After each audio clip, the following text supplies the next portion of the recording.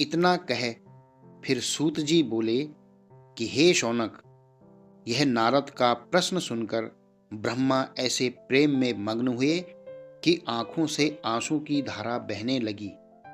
उनको कुछ तन, मन, स्त्री, पुत्र, घर और द्वार की सुधि न रही। बड़ी देर के पीछे चेत में आकर शिव शिव कहते और शिव का ध्यान करते हंसकर बोले कि तुमको धन्य है, धन्य है, तुमने हमारा कुल भर मुक्त कर दिया, क्योंकि तुमको सदा शिव जी की भक्ति उपजी। ऐसी प्रशंसा करके ब्रह्मा ने नारद के प्रश्न का यह उत्तर दिया कि हम पहले सदाशिव के निर्गुण चरित्र अपनी बुद्धि के अनुसार वर्णन करेंगे, फिर सदाशिव की सगुण महिमा कहेंगे। प्रकट हो कि जब कोई सृष्टि का चिन्ह भी न था, तब निर्गुण सदाशिव सर्वव्यापक ब्रह्म सत्य चित्त आनंद ही थे। वह सत्य हैं, अनंतर परमानंद हैं। उनका मन और वचन उनके अधीन है। कोई नाम रूप नहीं, न वे सूक्ष्म हैं, न स्थूल, न बड़े, न छोटे, न उनमें न्यूनता है, न ऊंचता, और न वे किसी के अधिकारी हैं। माया और पाप से अलग मृत्यु उनके सामने जा नहीं सकती। वे देखने में नहीं आते और अनादि हैं, किसी के वश नहीं, और संपूर्ण सृष्टि के स्वामी तथा सबके महाराजा हैं। संसारी पुरुषों के कर्मों के साक्षी हैं, सर्वव्यापक हैं और सबसे भिन्न हैं। उनमें से एक या दो का शब्द भी नहीं कह सकते और दोनों हैं। उन सदाशिव को ब्रह्मा, विष्णु, देवता, मुनि आदि सब तप और ध्यान करते हैं, परंतु उनकी कृपा बिना कोई उनको नहीं पाता।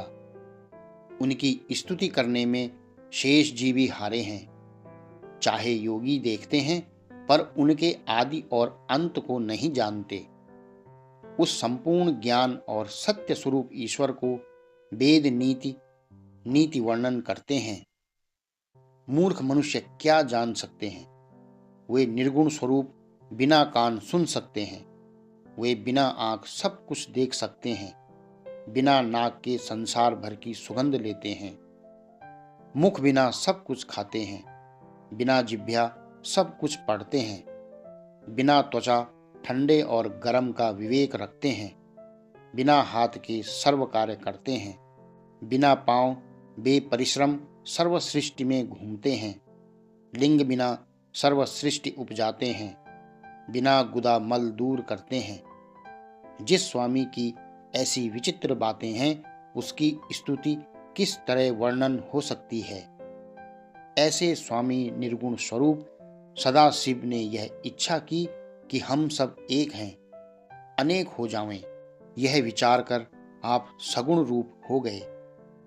ऐसे निर्गुण और सगुण स्वरूप में कुछ अंतर नहीं है, सो हम सगुण स्वरूप का वर्णन करते हैं। जिनके स्मरण से सर्व पाप नष्ट हो जाते हैं, वह सर्व कर्मों का देखने वाला है।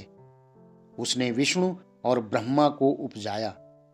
वही सर्व कर्मों का साक्षी और प्रतिष्ठित विराट स्वरूप है।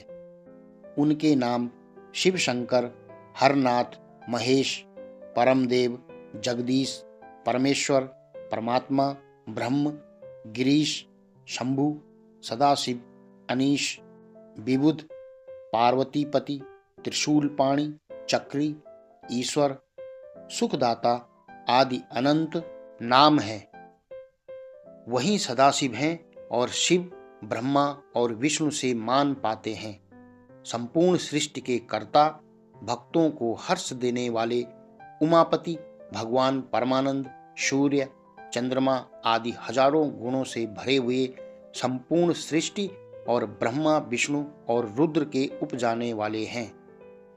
ऐसा जो कोई सबका स्वामी है, उसको वैष्णव मत रखने वाला विष्णु कहता है, और शाक्त शक्ति, सूर्यपाशक रवि, गाणपत्य उसी को विनायक जानते हैं। ऐसे सदाशिव लोक में हजारों नाम से विख्यात हैं। ऐसे त्रिशूलपाणि महाराज का सगुण स्वरूप हम वर्णन करते हैं, जिसके स्मरण से संपूर्ण पाप नष्ट हो जाते हैं। सगुण स्वरूप अर्थात सिर पर जटा और गंगा, भाल में चंद्रमा और चाप की तरह त्रिपुंड, कान में कुंडल पहने हुए, तीनों नेत्र लाल लाल, सूर्य चंद्रमा अग्नि कीर सदृश नासिका, ओष्ठ लाल कुंदरू से हैं, पंचमुख अति पवित्र और सुंदर ये हैं। पहला मुख पूर्व की ओर, वह मानो प्रभात के सूर्यवत हैं। तीन नेत्र कमलवत, द्वितीय का चंद्रमा मस्तक पर धारण किए हैं। दूसरा मुख जो दक्षिण की ओर है, उसमें कमान के सदृश भौहें हैं और तीनों नेत्र लाल और भारी होंठ फड़कते हुए, जिनसे भय होता है। दांत भी भयानक, मस्तक में चंद्रमा विराजमान है। तीसरा मुख जो पश्चिम में है, उसमें तीन नेत्र हैं और अर्धचंद्र सिर पर है। मुस्कान से तीनों भुवन का मन मोह रहे हैं। चौथा मुख जो उत्तर की ओर है, वह विद्रुम अर्थात मूंगे के वर्ण का है। श्याम वर्ण केश मुख पर लटकते हैं और तीनों नेत्र ललाई लिए भाल पर द्विज का चंद्रमा अलंकृत है। पांचवा मुख जो नीचे को है, उससे अपने भक्तों को प्रसन्नता उपजाते हैं। उसके तीनों नेत्र कमल पुष्प के सदृश खिले हुए हैं, श्वेत वर्ण है। अति सुंदर चंद्रमा की एक लकीर भाल पर, जिसकी उपमा वर्णन नहीं हो सकती, विराजमान है। इस तरह सदाशिव पंचवदन प्रसिद्ध हैं। गले में तीन लकीरें और उसमें जो हलाहल की श्यामता है, वह भक्तों के मन को हरती है। शूल धारण किए, गले में मुंडों की माला, चार भुजा और कोई 5 भुजा भी कहते हैं। कईयों ने 10 भी कहा है। ऐसे हाथों में अलग अलग शस्त्र लिए हैं। हाथ कमलवत लाली लिए हुए, उंगली भी लाल, नख पेरवा के चंद्रवत प्रकाशमान हैं। जब 8 भुजा वर्णन की जाती हैं, तो उनके शस्त्र ये हैं: शूल, फरसा, खड़ग, पवी दाहिनी ओर लिए हुए हैं और बाईं ओर अंकुश, खटवांग, नाग धारण किए हुए हैं। जबकि सदाशिव की 10 भुजा कही जाती हैं, तो यह सब सामग्री सब हाथों में वर्णन होती है। अर्थात दाहिने हाथों में शूल, फरसा, पवी, चक्र और बाएं हाथों में नाग, घंटा, पाश, अंकुश, डमरू लिए हुए हैं। हृदय बहुत चौड़ा फैला हुआ, उदर में त्रिबली पड़ी हुई, नाभि गंभीर, विचित्र कटि और उरु मानो मन हर लेते हैं। वे कदली थंब से साफ चमकते हुए गोल सुडोल हैं। तलवा लाल नवीन चंद्रमा के समान चमकते हैं। ऐसा विचित्र सुंदर स्वरूप, श्वेत वर्ण, माथे पर भस्म रमाए, 5 कला और 5 ब्रह्म सदाशिव के शरीर में वर्तमान हैं। तीनों शक्ति भी शरीर से जुदा नहीं और 5 या 6 अक्षर से सदाशिव का शरीर है। ऐसे पवित्र संपूर्ण कला समेत सदाशिव के स्वरूप को बड़े बड़े तपस्वी और मुनि छल रहित ध्यान करते हैं। जैसे कि बहुत रूप सदाशिव के हैं, उसी तरह से उनके ध्यान भी असंख्य हैं। उनके जानने वाले बहुत ही कम पाए जाते हैं। ऐसे सदाशिव की महिमा और रूप नाम असंख्य हैं, जिनको वेद पुराण तपस्वी भी नहीं जान सकते। चाहे मूर्ख भी सदाशिव की कृपा से बेपरिश्रम यह रूप देख लेते हैं, जैसा कि व्याध और गणिका आदि मुक्ति पा चुके हैं। इस बात की साक्षी वेद और पुराण देते हैं। वह महाराज बिना प्रेम दिखाई नहीं देता। संसार भर में वही प्रकट है। गज और गणिका के सदृश असंख्य मूर्ख महापापी, जो वेद का नाम भी न जानते थे, सदाशिव की दया दृष्टि से मुक्ति पा चुके हैं। ऐसे सदाशिव का कौन वर्णन कर सकता है। फिर सदाशिव ने शक्ति को अपने आनंद के लिए उपजाया। अर्थात सदाशिव की महाशक्ति ने शरीर से प्रादुर्भाव होकर अपना तेज स्वरूप प्रकट किया, जो षोडश श्रृंगार किए शरीर श्याम कमल सदृश नरम और श्याम ही केसर पुष्पवत केसरही का ललाट पर चमत्कृत अर्धचंद्र धारण किए, श्याम कुंतल विराजमान और कानों में रत्नों के 2 कुंडलन पहने हुए तलाई लिए 3 नेत्र भौं कमान के सदृश कीर सम नासिका ओष्ठ कुंदरू और मूंगे से अति सुंदरी चंपक वर्णी कटी केहरी दंत पंक्ति मानो मोतियों की लड़ी होड़ी और गर्दन कैसी दिव्य स्वरूप जिसका वर्णन हो ही नहीं सकता। वस्त्राभूषण से अलंकृत 4 हस्त कमलों में अंकुश पाश आदि शस्त्र लिए हुए थी। कई अष्टभुजी रूप से उस महामाया का ध्यान करके और उनसे ये शस्त्र बतलाए हैं: धनुष, शूल, बाण, चर्म, कृपाण, शंख, चक्र, गदा, कमल के सदृश कलाई, उंगलियां, नख, हृदय और उदर त्रिबली और नाभिकूप का कौन वर्णन कर सकता है। कटि महाक्षीण पांव के नख द्विज के चंद्रमा के सदृश ऐसे सुंदर अनूप का ध्यान करके अति प्रसन्नता प्राप्त होती है। सदाशिव ने इस शक्ति को श्याम रूप उपजाया। कई श्वेत वर्ण और सोने के रंग की अथवा विद्युत के सदृश विचार करते हैं। यह सदाशिव की आदि शक्ति ब्रह्मा विष्णु की माता और सृष्टि के होने का कारण है।